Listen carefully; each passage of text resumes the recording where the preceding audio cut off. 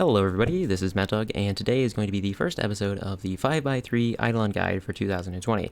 I decided to start off the guide by going over all the equipment that you're going to need for various things, and this episode is going to be covering the Warframe type of equipment, and the second episode is going to be covering the Operator type of equipment. And to start off with, you're going to need to have a Warframe for Eidolon hunting. The current meta has a Trinity, a Haro, and 2 Volts, one of which is going to be built for placing shields, and the other one is going to be for DPS using the Shock Trooper augment. While we're talking about Warframes, the Arcanes you can use with them for DPS Volt would be Arcane Momentum and Rage, as well as Acceleration. I personally don't use it because they only last for 9 seconds, and these other ones last way longer and are easier to proc. And then for everything else, you can use Arcane Energize, Arcane Guardian, or Arcane Nullifier. Each of them have their own benefits. Arcane Nullifier is cheap, helps with if your Haro misses his Covenant or if you accidentally step in the lake water. And then Guardian for survivability, Energize to save energy pads. All of them are nice, but are not needed. Next, you're going to want to have some consumable gear items. So the most popular, obviously, are energy pads, and then also ciphers. So Trinity, you're going to need about 30, and Volt, you're going to need 5 per 5x3. And then both of these have 10x blueprints. The ciphers come from the marketplace for 250,000, and then the squad energy restores, they come from the parent sequence and the arbiters of Hexus, or both of them have 100x blueprints from the clan dojo. As for the weapons, both Trinity and DPS Volt can use sniper rifles. The Rubico Prime is currently the best. You do not have to have a Riven. Instead, you could use Vigilante armaments, Vial Acceleration for the fire rate, Radiation, crit chance, crit damage, multi-shot, and damage. I like to use Ammo Drum in the X-List so I don't have to worry about my ammo. For our secondary, I use the Piranha Prime for quick charging the lures, and then I have Prime Quick Draw on here just because it has a very slow reload speed. As for the melee, the Redeemer Prime is built for heavy attacks, radiation, and crit. The Amalgam Organ Shatter helps with your wind-up speed, so does Killing Blow. Corrupt Charge is here because when you use heavy attacks, you lose all your combo, so you're stuck at 2x combo with Corrupt Charge. And if you have a Riven, you can use that instead of Gladiator Might.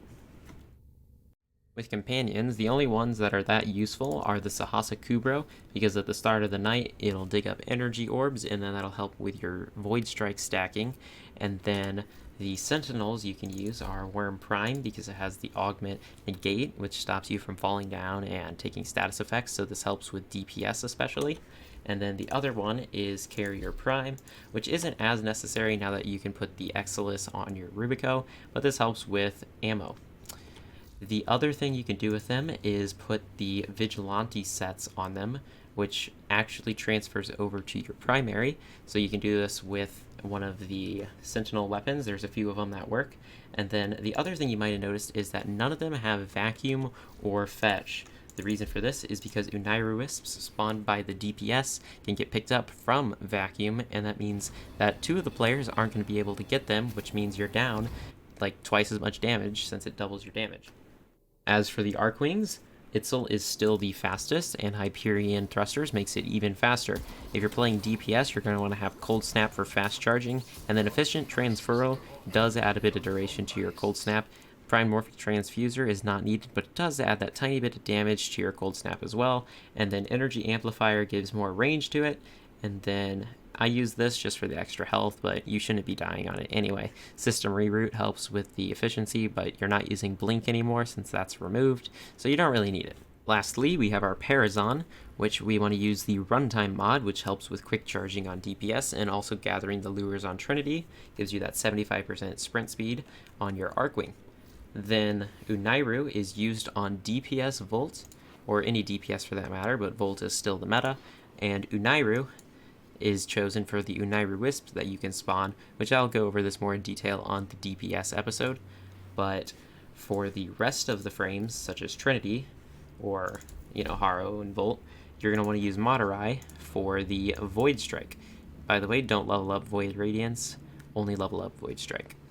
So, that's all I got for episode 1. In episode 2, we're going to be covering more on the operator side of things with the AMP and the Arcanes and whatnot, and also more on the focuses. So, see you there.